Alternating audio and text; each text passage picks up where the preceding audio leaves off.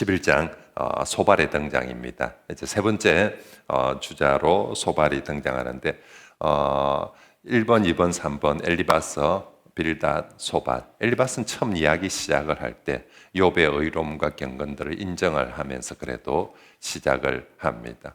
근데 욥이 이제 또 대답하는 얘기를 듣고, 두 번째 빌닷이 등장할 때는 처음부터 욥의 뭐 이런 것보다는 욥이 막 하나님 앞에 거침없이 말을 쏟아내는 것 때문에 빌닷도 열을 받은 것 같아요. 그래서 나오자마자 하나님의 공의로우신데, 하나님은 가장 정의로우신데 네가 지금 어디다가 그렇게 얘기를 해놓으면서 정말 비수를 꼽는 한마디, 너가 아는 죄 때문에 죽은 거다라고 그렇게 비수를 꽂으면서 니도 이마에 당하는 것은 틀림없이 하나님의 공의로우심 앞에 죄 때문에 그런 거다라고 했습니다. 이제 오늘 세 번째 이제 소발은 떼놓고 네가 죄인이다라고 처음으로 친구들 중에 이때까지는 이 간접합법으로 또 이제 의미적으로 결국 네가 죄니까 회개해라 그렇게 하는데, 이제 세 번째 주자 소발은 그냥 애시당초 처음부터 대놓고 네가 죄인이다라고 그렇게 바로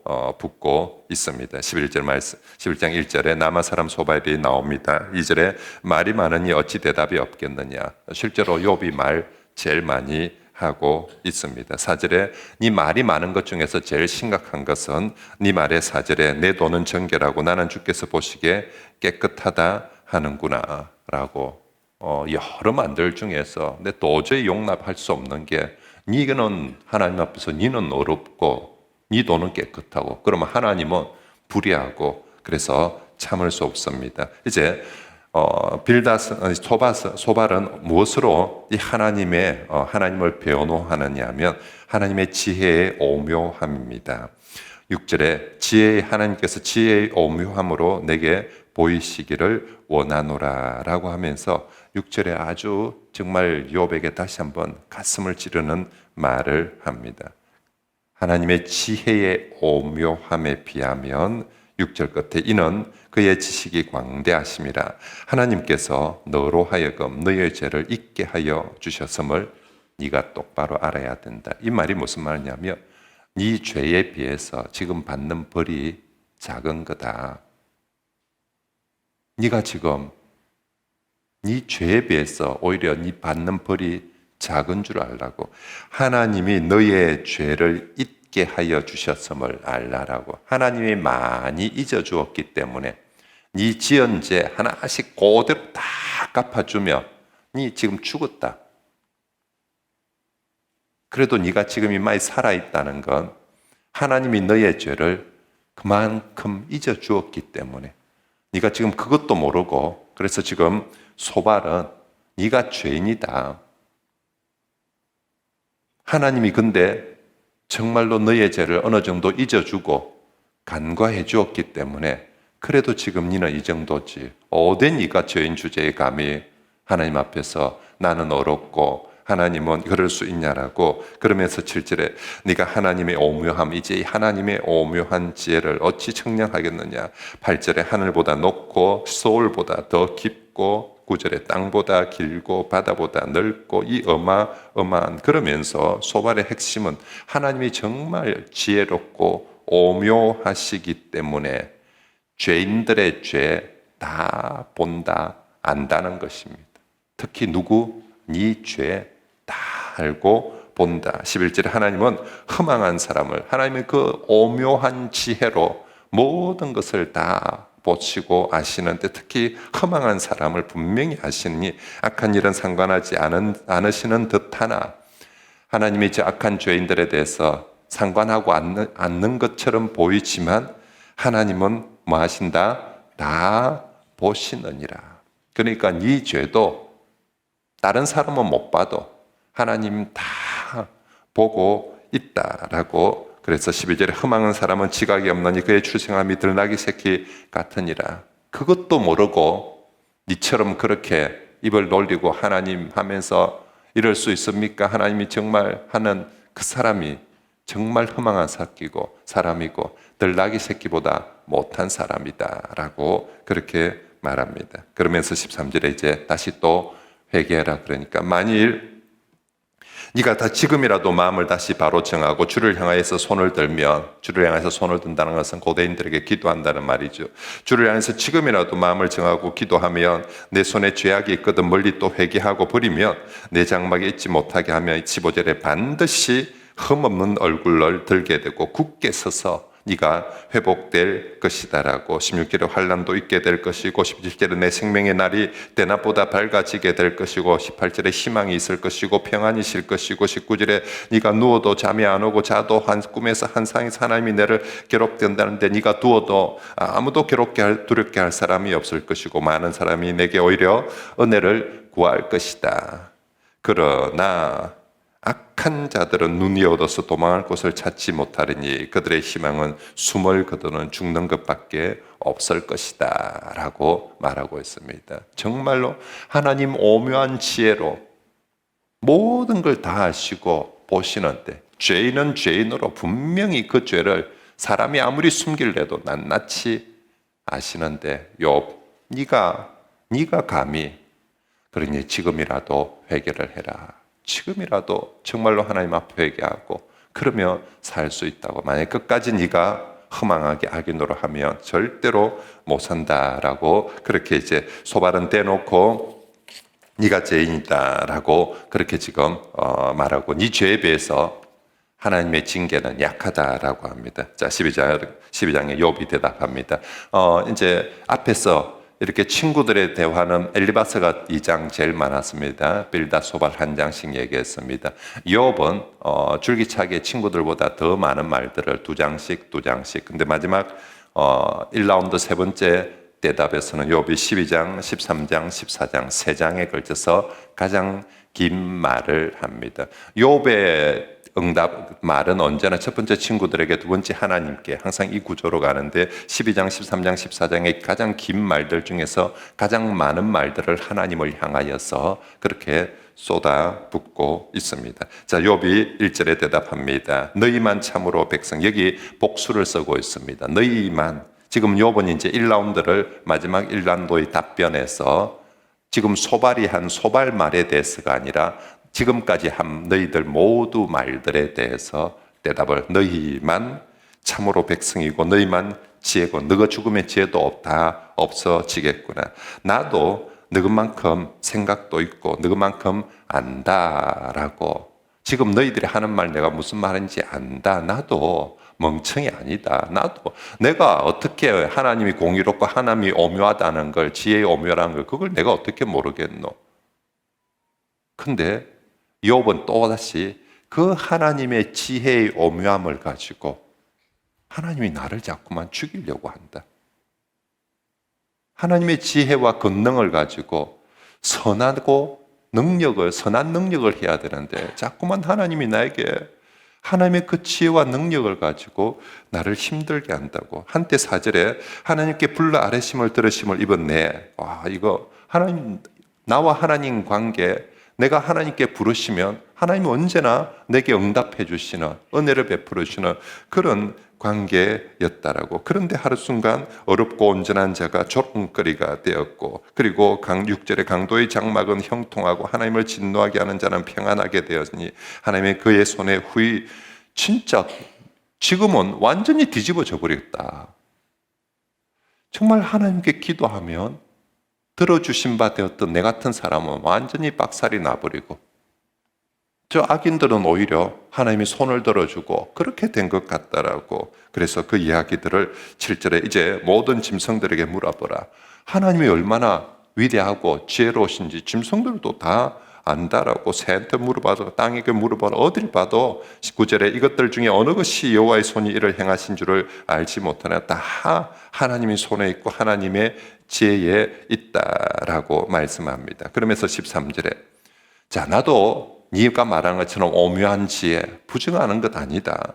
지혜와 권능이 하나님께 있고 계략과 명철도 다 그에게 속하였는데 하면서 그 하나님의 지혜와 권능들을 쭉 이제 또 진짜 소발이 얘기한 것보다 훨씬 더 많은 지혜를 가지고 나열을 합니다. 그가 허러신 적 다시 세울 수가 없고 15절에 물을 막으면 보내신 적 뒤집고 능력과 지혜가 17절은 하나님의 지혜와 권능으로 모사도 벌거벗겨버릴 수 있고 재판장도 어리석게 만들 수 있고 왕도 정말로 그게 포로로 잡을 수 있고 19장에 제사장들도 벌거벗길 수 있고 권력인 자도 다 넘어뜨릴 수 있고 그리고 하나님의 지혜와 권능으로 충성된 사람들의 말도 물리쳐버릴 수 있고 늙은 자들 판단도 지혜의 판단도 빼앗아버릴 수 있고 기인들도 멸시를 해버릴 수 있고 그리고 가장 21절에 은밀한 것 어두운 데에서도 은밀한 어두운 사람들은 어두움에 못 찾는데 하나님은 어두운 곳에 있는 은밀한 것도 다 드러내고 죽음의 그늘을 광명한 데도 죽음도 광명한 대로 끌어낼 수 있고 민족들을 커지게도 다시 멸하기도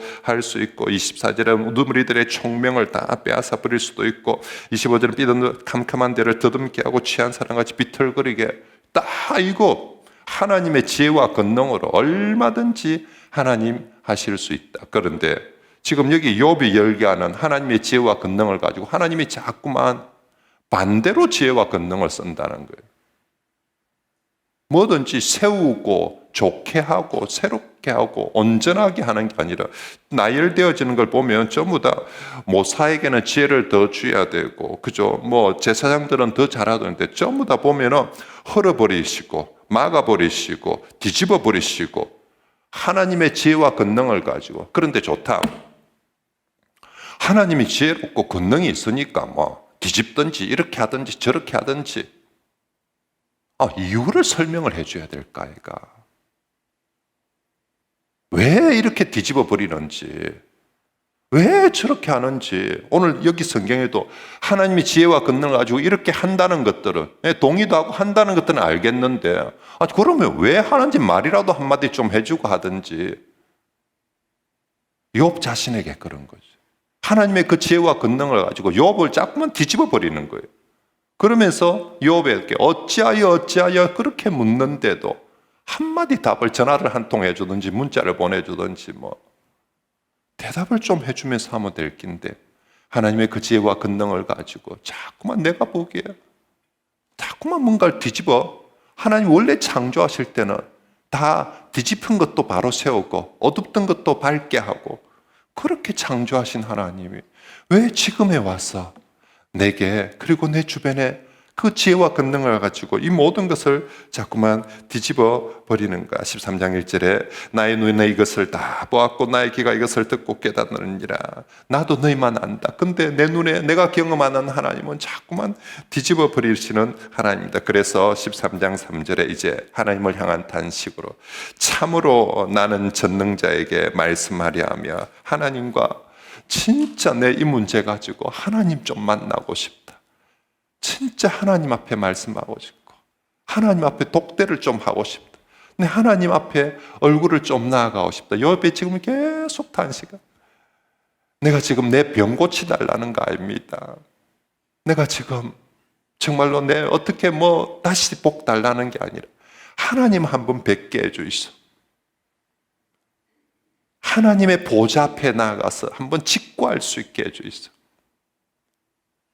정말로 하나님 앞에서 하나님 앞에 지금 누구도 하나님과 나 사이에 판결자가 없는데 내 혼자 하나님께 어떤 모습으로 가려고 해도 가지지 않는 이 모습 속에 아직까지 중보자에 대한 나의 대속자가 욥기 19장에 이제는 내가 알겠다. 이제는 내게 소망 나의 대속자가 반드시 살아계실 것이니 근데 아직까지 그 대속자에 대한 믿음으로 가지 못하고 있는 지금 하나님을 직면하지 직구하지 못하고 있는 그 안타까움을 가지고 다시 그래도 또 나 하나님께 가리라. 나 하나님께 가리라라고. 그러니 너희는 5절에 제발 좀 조용히 좀 있으라고.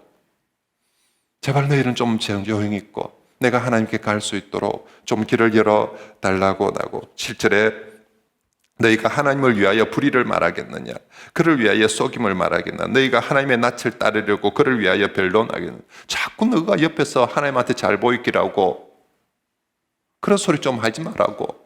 거기 8절에 너희가 하나님의 낯을 따르느냐? 하나님한테 잘 보이려고 하나님의 우리 속된 말로 아부하려고 지금 너가 지금 하는 말이 하나님께 지금 자기들은 막 하나님 편들어서 하고 있거든. 정말 너희가 진짜 나를 사랑하고 동정하는 마음 없이 그런 식으로 하나님 듣기에 좋은 말 한다고 진짜 그걸 하나님이 좋아하겠는 제발 좀 그런 말 그치라고. 9절에 하나님이 너희를 감찰하시면 좋겠느냐 너희가 사람을 속임같이 그를 속일 수 있겠느냐. 네가 지금 하는 그 말들 하나님 듣기에 좋으라고 하는 것 같지만 진짜 그게 하나님이 듣고 기뻐하시는 말이겠냐고. 하나님이 감찰하시며 너가 혼난다. 정말 그런 식으로 말하면 안 된다. 10절에 만일 너희가 몰래 낯을 따르는데 그가 반드시 너가 지금 하나님한테 잘 보이기라고 아부성 발언을 그렇게 하는데 하나님이 반드시 책망할 것이다. 12절에 너희의 격언은 제 같은 속담이요 너희가 방하는 것은 토성이라. 너희가 말하는 정말 지혜롭다 하는 것은 결국 제 같은 아무짝에 쓸데없는 정말 버려지는 그 제 같은 속담이고 아무 방어도 안 되는 토성과 같다라고. 그래서 너희는 잠잠하고 나를 부려서 무슨 일인지 닥치든지 내가 당할 테니까 제발 좀 입 좀 닥치고 나를 좀 내버려 두고 내가 좀 하나님 앞에 갈 수 있도록. 친구들아, 나 정말 하나님 앞에 가고 싶다. 하나님 앞에 서고 싶다. 나를 좀 하나님 앞에 설 수 있도록 너가 좀 말 좀 이제 좀 조용히 하고 그렇게 도와달라고. 내가 이제 14절에 목숨 걸고 내 살을 내 이로 물고 생명을 내 손에 두고 정말 각오가 내 지금 진짜 내 목숨을 내놓더라도 하나님 앞에 갈 기다. 15절에 그가 나를 죽이시리니 내가 희망이 없느라. 그러나 그의 앞에서 내 행위를 아뢰리라. 내 이런 모습으로 하나님 앞에 가면 하나님 어쩌면 나 죽일 수 있다고. 죄인이 거룩하신 하나님을 뵐 때 이사야 6장에 뭐라고 합니까? 화로다 나여 망하게 되었도다. 입술이 부정한 가운데서 거룩하신 하나님을 배웠노라라고. 부정과 거룩이 만날 수 없거든요. 그러면 죽음이거든요. 그래서 회막 안에 아무나 들어가면 죽음을 당하게 되는 것이죠. 하나님의 임재 앞에, 거룩하신 하나님의 임재 앞에 죄인들이 함부로 나아가면 고대인들이 가지고 있는 생각, 그건 죽음입니다. 그래서 이사야 6장에서도 이사야가 하늘 보좌 위에 높은 보좌 위에 앉으신 하나님께서 거룩하신 하나님을 뵈는 첫 순간에 죄인의 고백이 화로다. 와, 하나님 보았다가 아니라 화로다. 나여 망하게 되었도다. 입술이 부정한 백성이 거룩하신 하나님을 뵙다니 나는 죽었구나라고 그렇게 하는데 지금 욥도 마찬가지 그거 알고 있습니다. 내가 이 정말 부정한 인간이 거룩하신 하나님 앞에 서며 나 정말 죽을지 모른다. 그렇지만 나 죽더라도 내가 정말 내 입술로 살을 생명을 걸더라도 하나님 앞에 가서 내 행위를 아뢰리라고. 정말로 하나님 앞에 가서 지금의 내 심정뿐만 아니라 내 행위까지 다 아뢰리라. 우리 하나님께서 16절에 경건하지 않는 자는 그 앞에서 이러지 못하고 반드시 죽게 될 것이지만 이것이 나의 구원이 내게는 틀림없이 구원이 될 것이다.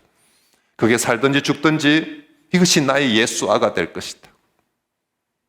정말로 내가 하나님 앞에 가서 죽더라도 하나님 앞에 가서 얘기하는 이것이 그러면 나의 구원이 될 것이다라고 18절 말씀에 보라 내가 내 사정을 진술하였거니와 내가 정의롭다 하면 얻을 줄 내가 하나님 앞에 가서 이 모든 걸 진술하며 하나님이 나를 어렵다고 틀림없이 해줄 것이다. 그래서 나는 이제 목숨 걸고 하나님 앞에 19절에 나와 변론한 자가 너는 나하고 이제 변론하지 말라고.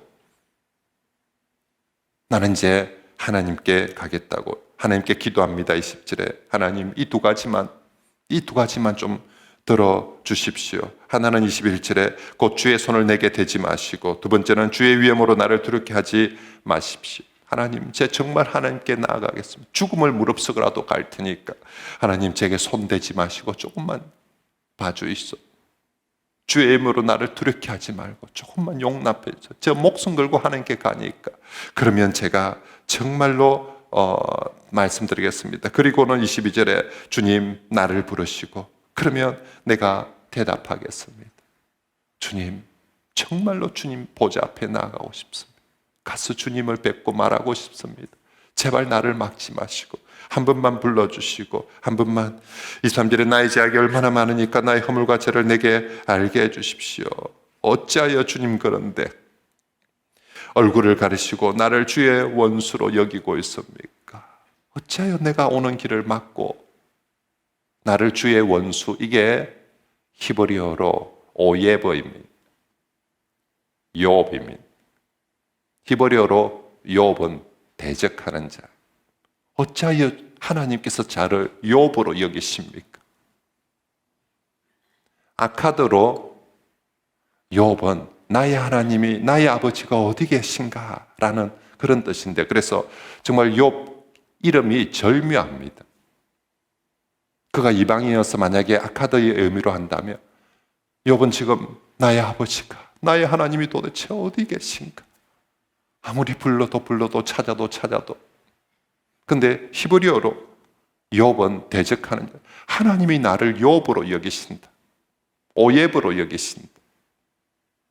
하나님 어찌하여 하나님께서 저를 오예브로 여기십니까?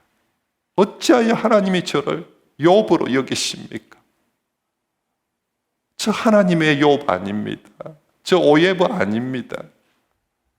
저 정말 아카드의 의미로 진짜 나의 아버지, 나의 하나님이 어디 있습니까? 하고 찾는 그런 욥이지, 하나님의 원수가 되는 대적하는 그런 오예브 아닙니다라고, 이건 워드플레이로 그렇게 하고 있는 것 같습니다. 아무튼 지금 욥은 어찌하여 하나님 나를 원수로 여기고 그렇게 하고 있습니까? 나를 정말로 하나님께서 26절에 나를 대적해서 괴로운 일을 기록하시며 내가 젊었을 때 지은 죄를 내가 받게 하시며 내 발을 착고에 채우시며 그렇게 하고 있습니까? 그러면서 14장에 넘어가서 하나님 아시지 않습니까? 인간 아무것도 아닙니다.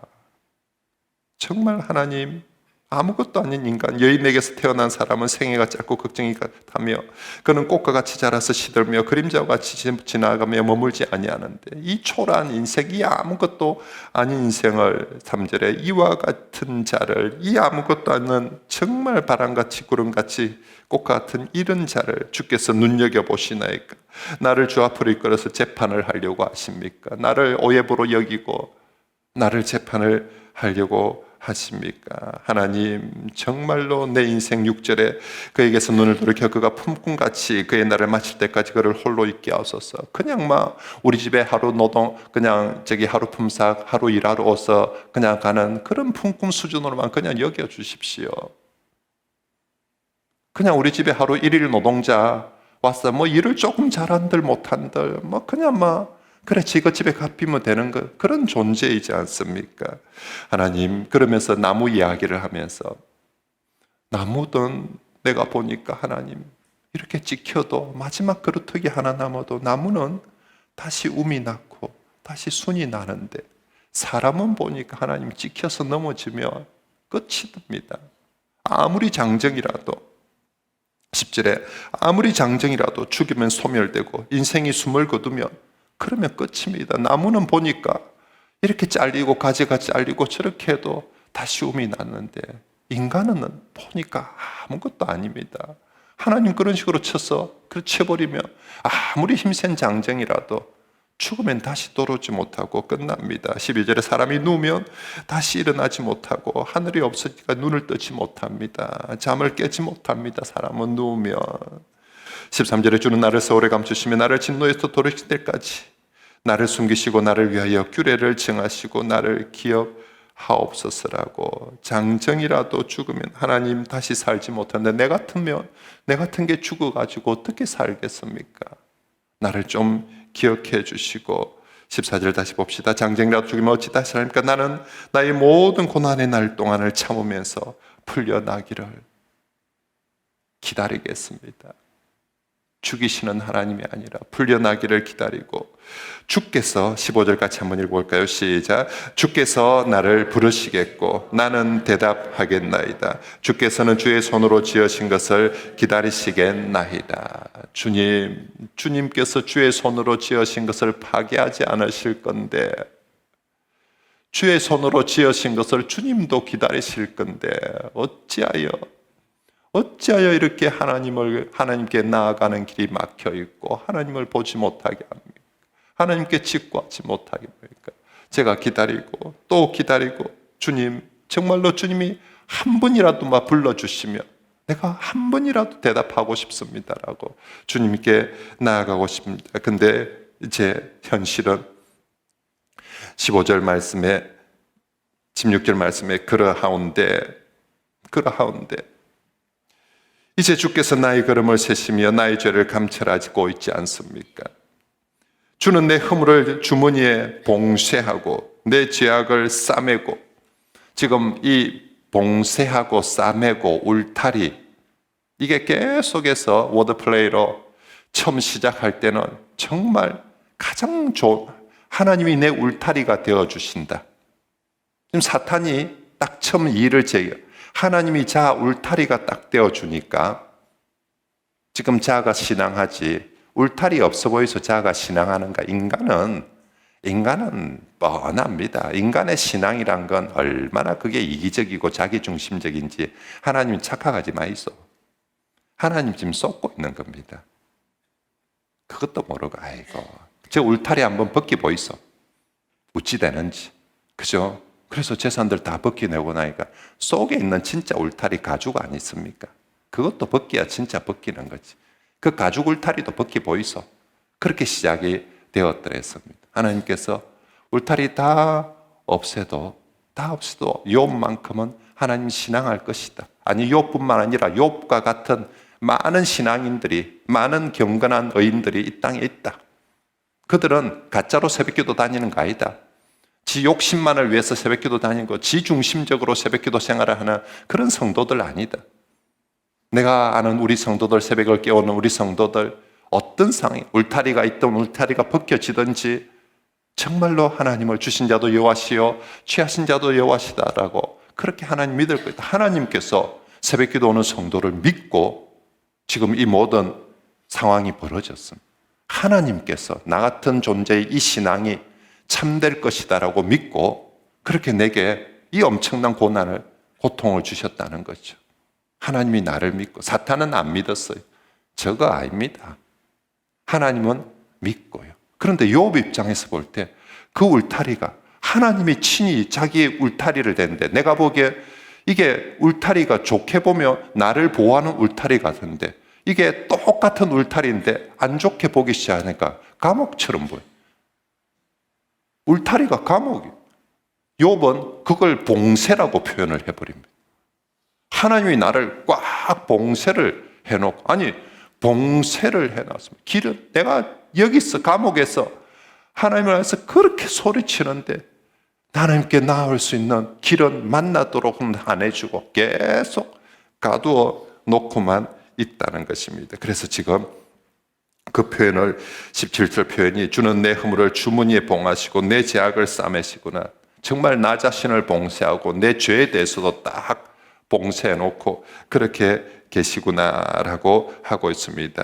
무너지는 산은 반드시 흩어지고 바위는 그 자리에서 옮겨주고 물은 돌을 닳게 하고 넘치는 물은 땅에 티끌을 실어보시는 것처럼 이와 같이 주님께서 사람의 희망을, 나를 꽉 봉쇄시켜 놓고 내가 저 친구들의 말에서 희망을 찾겠습니까?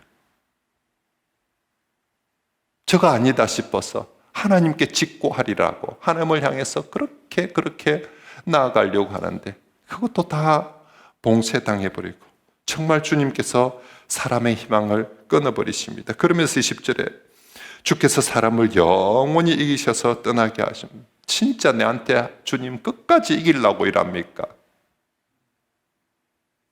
주님 내 같은 거 밟아가지고 이겨가지고 뭐 할 기라고, 왜 주님 끝까지 영원히 나를 이기려고, 정말로 주님이 그렇게 나를 이겨서 쫓아내버리시면 21절에 그의 아들들이 존귀하게 되어도 알지 못하고 그들이 비천하게 되어도 깨닫게, 내 밑에 자식들이 어떻게 되는지 뭐 복을 받든 죽든 그것도 모르고 나는 정말 여기서 끊어져 버리는 그런 존재가 됩니까? 오늘 나는 다만 그의 살이 아프고 그의 영혼이 애곡할 뿐이니이다. 정말 내가 지금 여기서 할 수 있는 것, 정말 살이 아프고 살은 아프고 내가 오늘도 눈물로 애곡하는 것밖에 없습니다 라고 하면서 진짜 마지막 영화로 치면 그렇게 이게 뭔가 소망이 있을 때 싸워도 막 고함을 치고 막 하나님하고 이렇게 하는데 마지막 1라운드 마지막 장면은 욥이 고개가 푹 섰다. 처지면서 떨어지면서 나는 그냥 살은 아프고 울 수밖에 없습니다 하고 그렇게 연기로 치면 이래가지고 좀 하나님 앞에 좀 불쌍한 점수 좀 따고 싶은 마음인지 아무튼 막 하다가 이제 나는 그냥 울 뿐입니다 하고 딱 그런 모습으로 그렇게 1라운드가 마무리됩니다. 욥이 지금 정말 하나님 앞에 나아가서 직구하고 싶은 이 마음입니다. 신약에 와서 우리가 예수 그리스도를 통하여서 누리는 정말 귀한 복, 우리의 영원한 대제사장 예수 그리스도, 그분이 있어서 나 같은 죄인을 은혜의 보좌 앞으로 그 예수 그리스도가 이끌어 주십니다. 그래서 하나님 앞에 직구할 수 있도록 우린 지금 하나님을 예배할 때에 하나님의 보좌 저 멀리서가 아니라 하나님께 나아가는 길을 몰라서가 아니라 정말로 하나님의 보좌 앞에서 담대하게 그리고 정말 하나님 앞에 나와 어떤 중간에 우리 어떤 매개체 없이 오직 하나님 그분을 예배자로 또 하나님을 바로 직면하면서 온전히 만나는 욥이 이 고통 속에서 이렇게 절규하면서 외치는 하나님 그분 앞에 서고 싶다고, 하나님 그분 앞에 서서 무엇이든지 이렇게 절규하는 걸 신약에 우리 성도들, 우리의 대제사장 예수 그리스도를 통하여서 그렇게 하나님 앞에 나아가는 그 자리가 바로 이런 새벽 기도의 자리고 우리의 예배의 자리고 우리의 기도의 자리인 줄 믿습니다. 우리 히브리서 4장 말씀 한번 찾아서 같이 한번 읽어볼까요? 히브리서 4장, 신약성경 히브리서 4장 14절 한번 볼까요? 4장 14절부터 16절 말씀 같이 한번 우리가 읽어봅시다. 지난번 우리 말씀 봉해 때 히브리서 했었죠, 그죠? 히브리서 4장 14절부터 16절 시작. 그러므로 우리에게 큰 대제사장이 계시니 성천하시니 곧 하나님의 아들 예수라. 우리가 믿는 도리를 굳게 잡을지어다. 우리에게 있는 대제사장은 우리의 연약함을 동정하지 못하실 리가 아니요 모든 일에 우리와 똑같이 시험을 받으시니로되 죄는 없으시니라. 그러므로 우리는 긍휼하심을 받고 때를 따라 돕는 은혜를 얻기 위하여 은혜의 보좌 앞에 담대히 나아갈 것이니라. 아멘. 욥기가 이 말씀 있었으면 욥이 할렐루야 하면서 정말 이 말씀 붙들고 말씀에 의지하여서 우리의 영원한 대제사장 예수 그리스도를 의지하여서 정말 때를 따라 돕는 은혜와 긍휼을 받기 위해서 하나님의 은혜의 보좌 앞에 내가 담대히 확신 가운데 내 가는 길을 주님 하나님께서 만나 주시리라는 확신 가운데 담대히 나아갈 것입니다. 신약의 저자는 정말 구약의 어떤 성도들은 그렇게 하나님 앞에 직구하고 싶고 하나님을 대면하고 싶었는데 그럴 수 없었는데 신약의 우리 성도들은 이제 예수 그리스도를 통하여서 이렇게 하나님의 은혜의 보좌 앞에 누구든지 언제든지 나아가서 직구할 수 있는 그런 귀한 복된 시대에 살고 있으니 사랑하는 성도 여러분, 히브리서 때도 많은 고난을 당하고 있지만 사랑하는 성도 여러분, 우리가 정말로 그 은혜의 보좌 앞에 때를 따라 돕는 은혜와 정말 그 긍휼을 얻기 위하여서 담대히 하나님은 우리의 연약함을 동정하지 못하실 분이 그리스도는 우리의 연약함을 동정하지 못하실 분이 아니시니까 이 친구들은 그렇게 동정하지 못한다 할지라도 우리의 대제사장 예수 그리스도는 우리의 연약함을 동정하니 정말로 그를 의지하여서 하나님의 은혜의 보좌 앞에 담대히 나아갑시다라고 그렇게 외치는데 우리가 욥의 이 정말 절규와 탄식 절망들을 볼 때마다 정말 우리에게 새로운 소망 예수 그리스도 주심을 감사하면서 주를 의지하고 담대히 하나님의 보좌 앞에 나아갈 수 있길 바랍니다. 자, 우리 그 교재 한번 볼까요? 이제 1사이클 첫 번째 대화들이 다 이제 끝이 났습니다. 1사이클의 욥과 친구들의 대화를 돌아보면서 몇 가지들을 생각을 해봅시다. 자, 1번 별로 도움되지 않는 같은 질문과 대답들. 친구들과 많은 지금 얘기 4장부터 지금 여기 14장까지 무려 10장, 11장에 걸쳐서 수많은 질문, 대답, 대화들이 왔습니다. 들어보면 진짜 이게 위로가 되기보다 정말 그렇지 못한, 위로도 안 되고 해결도 안 되는 그런 친구들의 모습들이 보여집니다. 그리고 친구들의 주장 2번, 자신의 죄와 경험과 교리 속에서 하나님을 강조하는 친구들 모습들을 봅니다.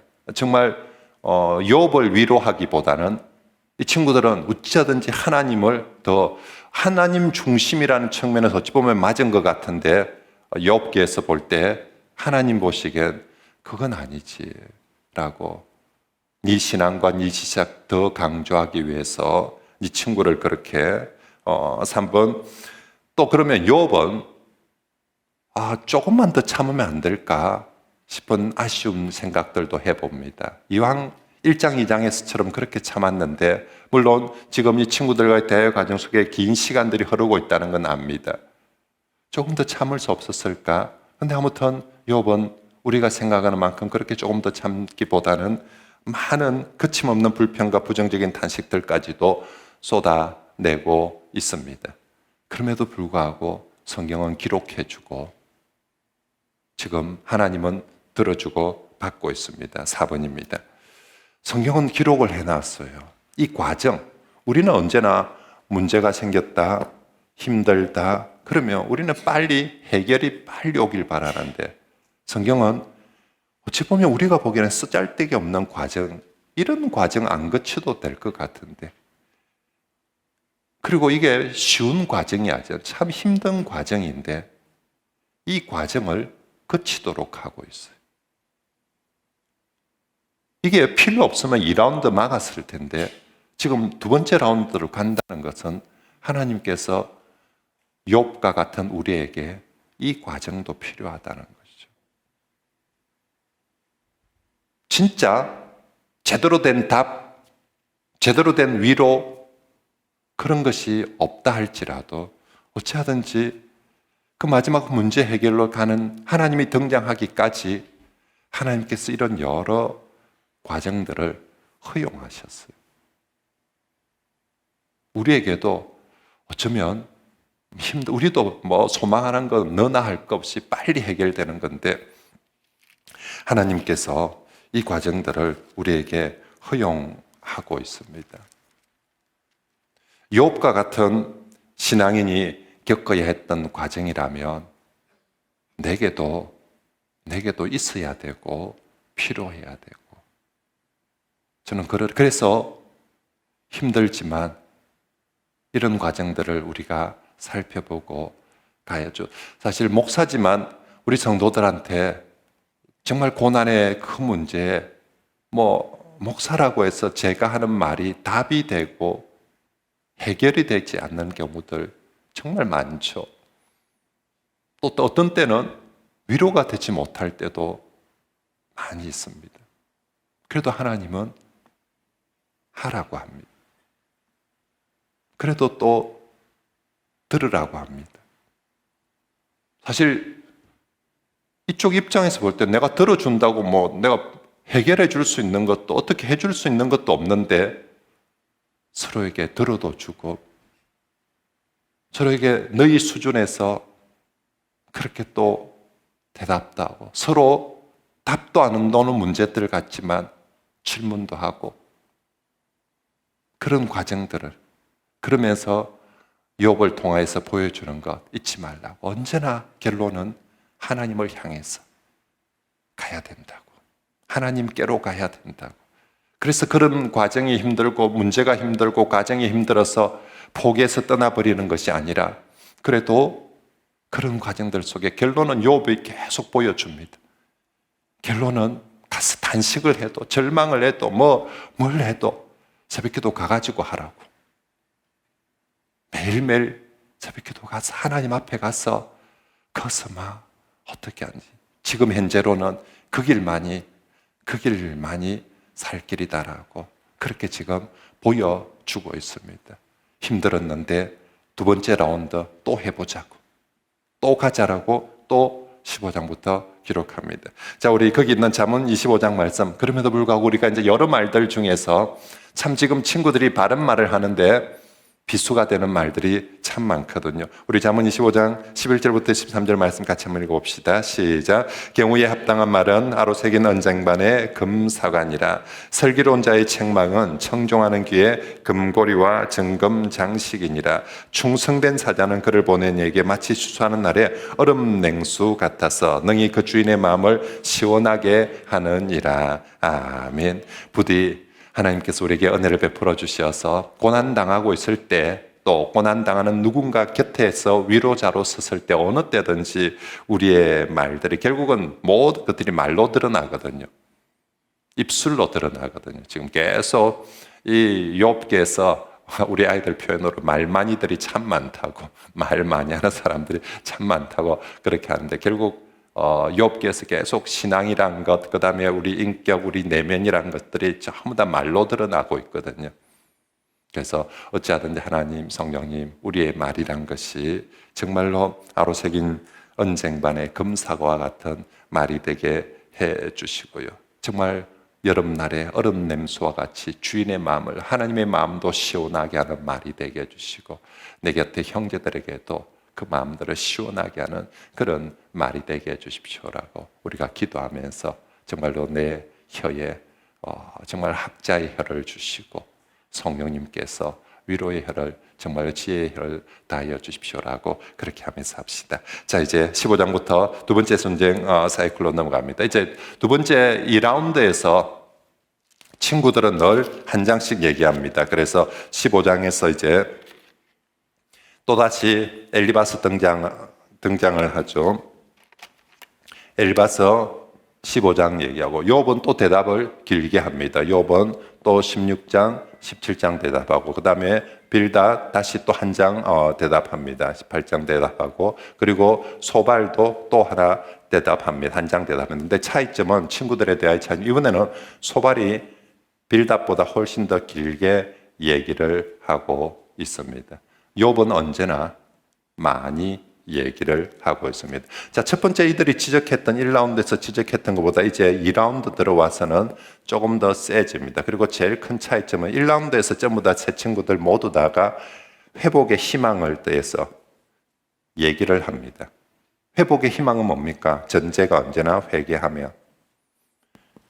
회개하라, 회복될 수 있을 것이다 라고 하는데, 2라운드에서부터는 이거 없습니다. 이제 2라운드에서부터는 좀 친구들이 좀 독해, 말이 좀 더 세지고, 욥이 말을 하면 할수록 하나님 앞에서 좀 더 세지는 것처럼 이제 2라운드에서 친구들 말이 조금 더 세집니다. 짧아지지만 세지고 거칠어집니다. 직접적으로 단도직입. 이때까지 욥을 향해서 네가 죄인이다 하는 말을 조심스럽게 마지막 소발이 와서 했는데, 이제 2라운드에서부터는 대놓고 이제 인과응보에서 결과적 측면에서 보니까 네가 죄인이다.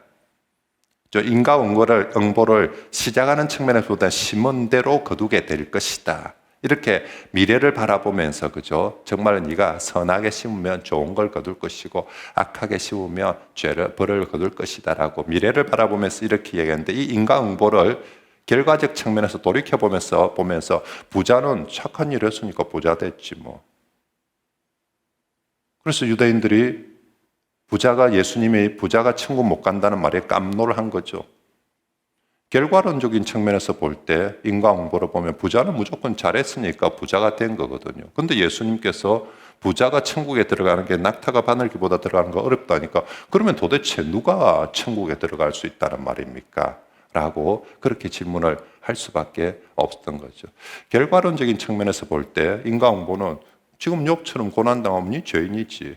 실제로 친구들은 욥이 어떤 죄를 지었는지 모르지만 결과를 보니까 네가 죄인이다 라고 그렇게 정죄를 하고 있습니다. 자, 우리 엘리바스 말들 15장만 같이 한번 볼까요? 자, 대만 사람 엘리바스가 같이 얘기합니다. 지혜로운 자가 어찌 헛된 지식으로 대답하겠는가? 이제 엘리바스가 두 번째 등장할 때 욥이 하는 말은 이제 정말 헛된 지식으로 그렇게 하고 있습니다. 그리고 4절 말씀에 참으로 네가 하나님을 경외한 일을 그만두어 하나님 앞에 기도하기를 묵도하기를 그치게 하는 것. 이제 욥을 직접 정조준해서 네가라고 그렇게 하면서 이제 하나님 경외는 끝내버리고 기도도 안 하려고 하고, 그러므로 6절에 너를 정죄한 것은 내가 아니라 네 입이, 네 입술이 네게 정죄하고 있다라고. 지금 네 하는 말을 들어보면 그게 바로 다 네 죄의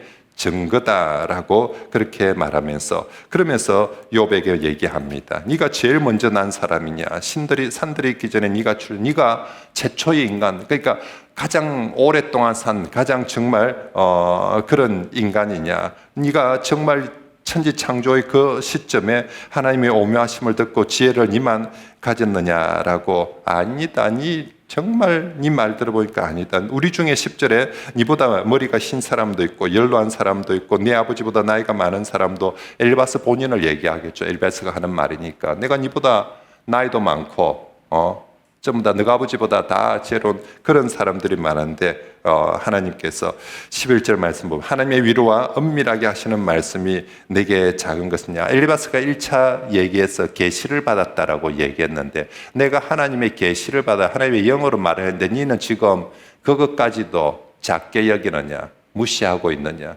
감히 하나님의 영어로 말을 하고 있는데 그것까지 그렇게 무시를 하느냐라고. 그러면서 네 영이 하나님께 분노를 터뜨리며 내 입을 13절에 놀리게 하느냐. 사람이 어찌 깨끗하니 여기에 나가서 어떻게 어렵다 하겠느냐라고. 그래서 너는 절대로 그런 것 아니다. 17절에 내가 이제 너에게 보이리니 내게서 들으라. 내가 본 것을 설명하겠다라고 다시 지혜를 가르쳐 주려고 하고 있습니다. 선조들의 지혜를 통해서 전수되어진 것이다라고. 결국 그 핵심은 20절에 그 말에 이르기를 악인은 그의 일평생에 고통을 당하며 포악자의 횟수는 정해지고 결국 인과응보에 따라서 악인은 결국 망하게 되는, 이것이 다시 들려주는 지혜고 다시 들려주는 진리다라고 그렇게 말을 하고 있습니다. 25절 말씀에 이는 그의 손을 들어 하나님을 대적하며 교만의 전능의 힘을 과시하기 때문에 결국은